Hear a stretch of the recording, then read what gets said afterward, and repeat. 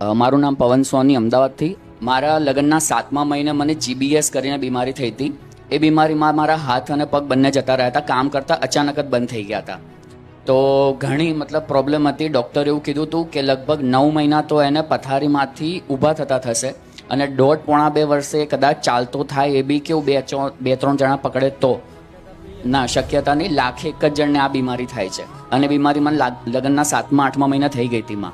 મારા એક મિત્રને સપનામાં બહુચર માતા આવ્યા હતા અને બહુચર માતાએ યુટ્યુબ ચેનલ એને કીધી કે તો આ યુટ્યુબ ચેનલ ખૂંખાર મેલડીની છે જો. એણે બીજે દિવસે સવારે ખૂંખાર મેલડીની ચેનલ જોઈ, એની અંદર બધા વિડીયો જોયા, એને શ્રદ્ધા બેઠીને એણે મારા માટે માનતા માની કે જો મારા ભાઈબંધને સારું થઈ જશે તો હું માં દર્શન કરવા માટે લઈશ. અને પછી મને માં જે વસ્તુ 9-10 મહિને માણસ પથારીમાંથી ઊભો થાય એ હું 1 મહિનામાં ઊભો થઈ ગયો હતો. અને જે 1.5-2 વર્ષે માણસ ચાલતો થાય એ હું 3 મહિને ચાલતો થઈ ગયો હતો. એ નથી આવ્યા. એ એમના મમ્મી સાથે આવીને દર્શન કરીને જાય છે. અત્યારે એવું હતું કે એના ઘરે કોઈ માનતું નહોતું. અત્યારે એના ઘરે આખો ફ્લેટ આવે છે અહીંયા દર્શન કરવા માટે. એને સપનામાં બહુચર માતા આવ્યા હતા. યુટ્યુબ ચેનલ બતાવી હતી બહુચર માતા. બારેજા છે એની યુટ્યુબ એને બી ખબર નહોતી. ના, એ બી જાણતો નહોતો. એને સપના એ બહુચર માતાનો ભગત છે અને સોલંકી છે. બહુચર માતાના કુળદેવી છે અને બહુચર માતામાં શ્રદ્ધા એને ઘણી છે. તો એને રાતે સપનામાં માતાજી આવ્યા અને માતાજી યુટ્યુબ ચેનલ બતાવી.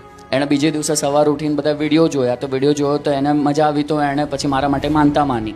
મને મહિનાની અંદર હું ઊભો થઈ ગયો. 3 મહિનામાં ચાલતો થઈ ગયો. અને ડૉક્ટરો કહેતા હતા 1.5 વર્ષે તો એ ખાલી ચાલતો થશે. આજે 1.5 વર્ષે હું બધું જ કામ કરી શકું છું. કોઈ મને ના કહે કે મને GBS કરીને એક બીમારી બી થઈ ગઈ હતી. એવું મને માતાજીનો ચમત્કાર છે ને મને માની.